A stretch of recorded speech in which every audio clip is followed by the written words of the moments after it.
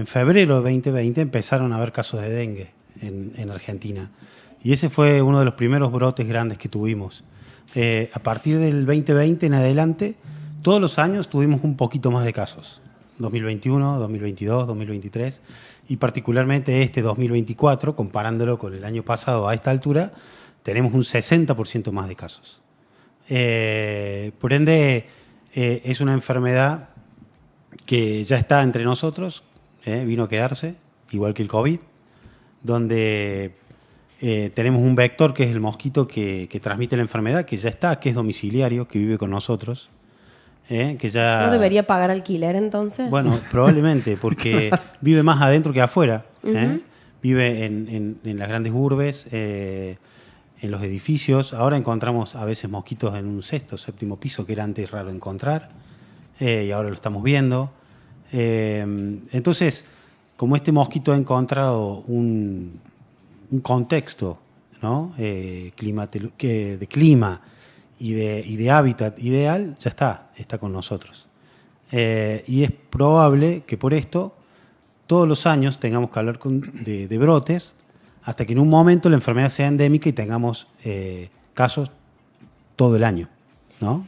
¿Por qué se arma como esta especie de histeria colectiva en torno a una enfermedad que vos decís que hace tiempo que ya convive con nosotros? Y yo tengo el recuerdo de cuando sale el brote de la gripe A hace una banda de años, ya había dengue y era una preocupación. Me acuerdo de mi abuela hablarme del dengue y del mosquito con las patas blancas y negras. Exacto. Bueno, entiendo yo que puede ser un poco de desinformación. Tenemos que pensar lo siguiente. Por cada positivo o cada paciente sintomático de dengue, probablemente haya 7 o 8 que tienen la enfermedad y no lo saben, ¿no? O sea que hay un porcentaje de pacientes, como nos pasaba con el COVID. ¿Se acuerdan que era cerca del 70%? ¿Que eran asintomáticos? Bueno, en el dengue pasa lo mismo. Mira. O sea que hay un montón de pacientes que tienen la enfermedad y ni se enteran porque no tienen síntomas o tienen síntomas muy leves. Solo el 30% de los pacientes van a tener síntomas más severos. Por ende, probablemente es una enfermedad con una cero prevalencia, quiere decir con una población ya afectada muy grande, ¿no? Nosotros podemos tener dengue en nuestra vida 4 veces, porque hay 4 serotipos.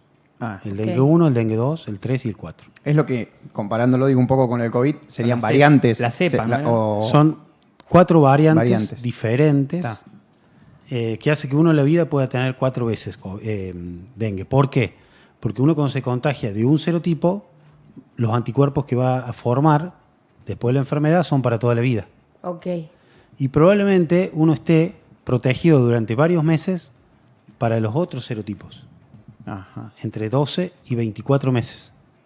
O sea que si yo me enfermo de dengue, es probable que no me pueda volver a contagiar de dengue hasta 24 meses después de haberla tenido la enfermedad. Hasta que me pueda contagiar con un serotipo diferente, ¿se entendió? Sí. Entonces, para hablar en criollo, si te pica el dengue 1, sí, te enfermas todo y puede que tengas inmunidad para otros. Cruzada para otros serotipos durante 12 a 24 meses. Pero ponele bien el dengue 4 y estabas de mala suerte y te agarra el dengue 4. 12 a 24 meses después de haber tenido el primer dengue, sí. Y el problema que tenemos ahí es que hay un porcentaje de pacientes que se reinfectan y van a hacer una enfermedad un poquito más grave. Bueno, eso vos sabés que a mí en todo esto creo que la que aportó mayor histeria al grupo con el tema del dengue fui yo, porque un amigo me dijo, si te agarras dengue, la vas a pasar mal. Ahora, si te pican de nuevo y te contagias de nuevo, te morís. Sí, no te morís. O sea, no.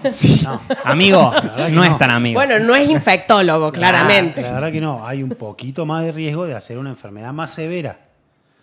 Que tener una enfermedad severa tampoco significa que te vas a morir, ¿no? Si yo te hablo que el 70% no hacen enfermedad o no hacen síntomas, el 30% hacen enfermedad, pero de ese porcentaje la mortalidad es bajísima en el dengue, es 0,01%. ¿Está asociado a alguna comorbilidad o no? Se está estudiando, porque en realidad no está tan claro como en el COVID o en la gripe, que sabemos que hay poblaciones que son como más afectadas.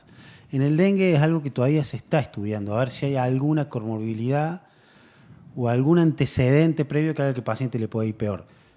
sabemos que igualmente por una cuestión de cómo son los síntomas, hay pacientes que le pueden ir peor, qué sé yo, un paciente de 80 años que tiene antecedentes y que probablemente por la fiebre y por no tomar líquido se pueda deshidratar y eso generar internación y en algún momento complicaciones, o un bebé chiquito. Claro. O un bebé chiquito que es muy chiquito y que hace fiebre muy alta y que también se puede deshidratar. Pero la carga de enfermedad hoy más importante es en adultos jóvenes. ¿Sí? Más o menos entre 25 y 40. Entre los 17 y 18 17 años a 45 años. Mirá. Esa es la carga más importante de enfermedad. ¿Por qué? Y bueno, probablemente porque son personas que se movilizan más, Claro, viajan más más, activas. andan más dando vuelta. ¿Cuáles son algunos de los síntomas eso. como más comunes por ahí para estar medio buenos. atentos? Bueno, la fiebre es un síntoma muy cardinal. Fiebre alta, ¿no? Una fiebre de 38, 39 hasta 40 grados. Muy persistente, que dura varios días. La fiebre del dengue dura 5 o 7 días normalmente. Asociado a eso, generalmente no hay síntomas respiratorios, ¿no? Eso es importante, ¿no? Generalmente no te va a doler la garganta, no vas a tener catarro, no vas a tener tos. Dolores musculares son muy fuertes, los dolores articulares, el paciente que ha tenido dengue te lo dice, los dolores son a veces invalidantes, te tiran a la cama. Sí, hablan de la fiebre rompehuesos, quebrantahuesos. Sí, viste que hay como algunas enfermedades parecidas, chikungunya, zika, que son similares, ¿no? Son virales, los virus son diferentes pero producen síntomas generales. El chikungunya genera una fiebre más de quebrantahuesos. El dengue por ahí produce dolores, pero no tan intensos como el chikungunya. Rash cutáneo, una alergia en la piel, dolor abdominal muy fuerte y las complicaciones, obviamente, que son esto que te decía de la intolerancia a los líquidos, no poder alimentarse, la diarrea y los sangrados, ¿no? Lucas, te consulto. Recién decías que había mucha población que podría ser asintomática. Así como en el COVID estaba el famoso hisopado que vos detectabas si eras positivo para COVID. ¿Cómo se hace para saber si estoy positivo de dengue? ¿Con un análisis de sangre? Bueno, sí, en un contexto epidemiológico como estamos hoy, sí. Si estuviéramos en un contexto donde el brote estaría más descontrolado, que es como probablemente va a pasar en las próximas semanas en Río Cuarto, que vamos a empezar a tener mucho más casos, ahí no va a hacer falta el testeo. Simplemente con la sintomatología vamos a diagnosticarlo, ¿sí? Como se está haciendo en algunos lugares del país. ¿Está bien? Después evaluaremos porque dentro de las medidas preventivas, no sé si han escuchado que hay una vacuna. Sí, eso. ¿Es preventivo? ¿Es de tratamiento la vacuna? ¿Cómo es Sí, la cosa? es buena la pregunta. Es preventiva, no es de tratamiento. Hay vacunas que producen tratamiento. Por ejemplo, la vacuna del tétanos te puede curar del tétanos. La vacuna de la rabia te puede curar contra la rabia si vos vacunás antes de comenzar la enfermedad. En el caso del dengue, la vacuna no. La vacuna es preventiva. Entonces, si vos estás cursando la enfermedad, probablemente no sea un buen momento para vacunarte. Claro. Y eso hace que en un contexto de brote, como el que estamos teniendo, tal vez no sea el momento ideal para vacunarse. ¿Está bien? Y eso es lo que se está discutiendo un poco en este contexto. Que en contextos de brote, con una vacuna como es esta, que es a virus vivo, ¿no? Quiere decir que el virus está vivo cuando te lo colocan, atenuado, pero está vivo. No es el mejor momento tal vez, y tal vez pasando el brote sea una medida que pueda ayudar. Lucas, pensando un poco en lo que vos decías de los 12 a 24 meses que estaríamos inmunizados de dengue, entonces tampoco posterior ya haberme curado, habiendo pasado todo este brote, ponerme la vacuna tampoco sería lo adecuado, ¿o sí en ese caso? Bueno, si vos, la vacuna lo que ha demostrado Sí. y lo que se ha estudiado, porque es una vacuna que ya superó todas las fases de investigación. Con los tiempos necesarios, sí, ¿no? Claro. obviamente. No como pasó con la vacuna de COVID, donde no teníamos tiempo. Esta vacuna pasó todas las fases. Y ya estamos en fase de estudios en vida real, le decimos nosotros. O sea, ya se está estudiando la vacuna en pacientes vacunados en la vida real. Entonces, lo que se está observando es que esta vacuna tiene muy buena eficacia para evitar internaciones y formas graves, sobre todo en pacientes que ya tuvieron la enfermedad. Ajá. Bien. Y esto que hablábamos de que un segundo dengue podría ser un poco más grave, ¿no? Entonces, en esa población sería la que más se protegería. Y también en algunas poblaciones en particular podría servir como preventiva en aquellos pacientes que no la tuvieron. Claro. ¿Eh? Ajá. Porque a mí me ha pasado que yo veo un mosquito que me está picando y tiene las patas blancas y negras. Sí. Terror, caos. Bien. Todo es tristeza y dolor. En el Google me picó un dengue. Me picó ¿Qué un dengue, hacer? ¿qué hacer? ¿Qué hacer? Morir es la respuesta de Google. ¿Qué onda? ¿Todos los mosquitos, todos los Aedes aegypti portan el dengue? No. No todos, no todos. Vos pensás que el círculo biológico, epidemiológico, es el siguiente.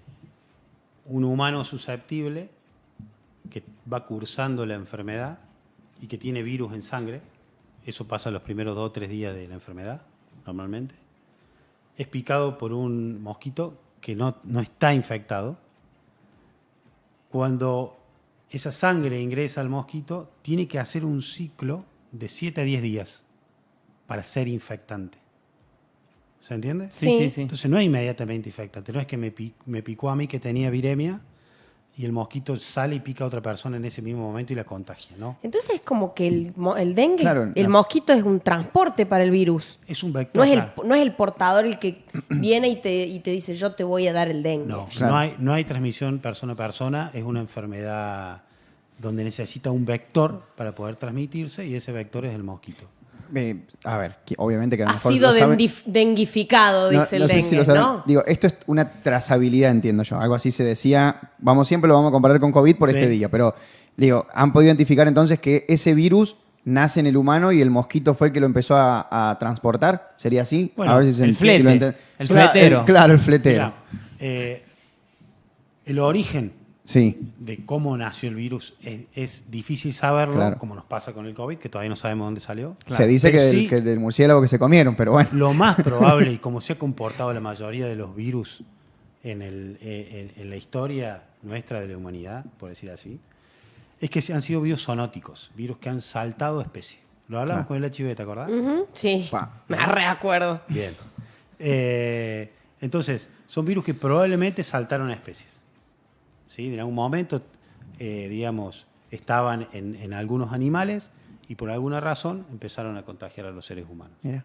Eso sería como pasaría en la gran mayoría de las veces. No sabemos en qué momento pasó, pero eso pasa en la mayoría de estas infecciones virales vectoriales, o sea que se transmiten por un vector, en este caso el mosquito. Lucas, vos escuchás en esto, como dijo Luli en el comienzo, de que se dice tanto y está, bueno, aquellos que dicen, bueno, la ventaja es que no contagias de persona a persona, que eso es la diferencia que tenemos, por ejemplo, vuelvo al tema, COVID, que era de contagio directo. Sí. ¿Es realmente, ustedes desde la ciencia, lo ven realmente como una ventaja esto de que no contagie de persona a persona para que hoy no estemos hablando de, por ejemplo, una epidemia, pandemia?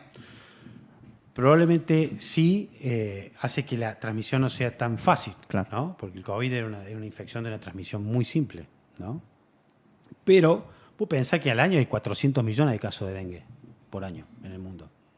O sea, es una enfermedad con una carga importante, ¿no? Sí. Y que está en la gran mayoría de los países del mundo, tienen dengue hoy, a salvo algunas zonas particulares que no tienen, pero digamos es una enfermedad muy extendida. Y que por una cuestión, esto es algo personal, por un cambio climático que hemos tenido muy importante en los últimos años, se ha empezado a establecer en lugares donde normalmente no estaba, como es nuestro país. Y hoy la carga de enfermedad más importante, cuando otros años era el norte de nuestro país, hoy es Buenos Aires, Santa Fe y Córdoba. El centro. El centro. Luca, y ahora vos decías del tema del clima. Ahora se viene, por ejemplo, mañana empieza el otoño y después tenemos 3 meses y viene el invierno. El invierno, o sea, yo no me acuerdo de haber visto mosquitos en invierno mucho. Raro. Hace que merme un poco Sí. el tema del... Sí, de- mientras la temperatura va bajando, el mosquito pierde actividad.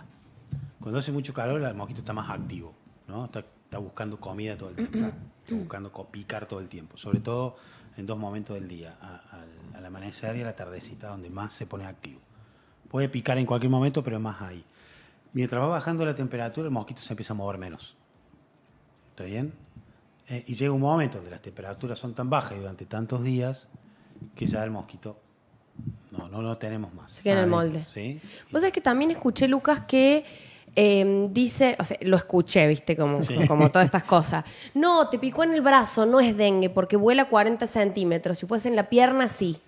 Sí, es verdad que hay, los mosquitos, este particular, suele picar bajo, suele volar bajo. Tobillero. Exactamente, pero bueno. Pueblo rasante. A ver, che, estaba acostado y te picó. Y estaba acostado en una cama a 40, 50 centímetros. O sea que no es algo que... Rompió la No un regla. parámetro, No es claro. un parámetro importante, la verdad que no. ¿Qué pasa, Lucas, con mujer embarazada contagiada de dengue? ¿Se lo contagia un bebé? Buena pregunta. Sí. A ver, habría transmisión de anticuerpos.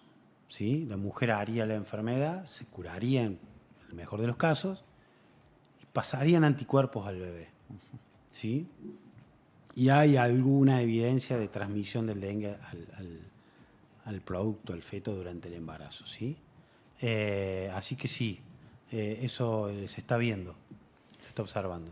Lucas, te tenés que desocupar en un rato, si no me Sí. equivoco, pero aprovecho para hacerte como una última preguntita. Si tuviésemos alguno de los síntomas que mencionaste recién, ¿qué tenemos que hacer? ¿Cómo deberíamos proceder una persona Bien. normal? Número 1, no automedicarse, ¿no? En el dengue hay que tratar de no usar medicamentos diferentes al paracetamol, el tafirol, que es la marca más común, porque los otros medicamentos pueden empeorar la enfermedad. Mira. Entonces, lo ideal sería, si tengo fiebre y un síntoma de estos que hablábamos, no automedicarse y consultar. Básicamente consultar para evaluar. Uno puede tener fiebre por otras cosas, ¿no? Sí. Ujú. Seguro. Ni hablar. Pero bueno, en un contexto como el que estamos, tener un cuadro febril, donde te duelen los músculos, te duele la cabeza y te duele atrás de los ojos, tenés dolores musculares y te agarra un rash cutáneo, y bueno, estamos cerca. Tiene una cara de Pegó en dengue el eso. palo. Que no. Es buenísimo. Che, Lucas, muchísimas gracias por tu tiempo, Por favor. por aclarar nuestras dudas y nos estamos... Bueno, espero que no tan pronto, porque eso significaría Sí, pero- que hay otra enfermedad de la Cuando que venga, hablar. cuando venga el frío viene la gripe, así que seguro también Bueno. vamos a tener que hablar de eso. Ahí va, Exacto. gracias por venir, gracias por tu tiempo, Es un Lucas. gusto venir, gracias.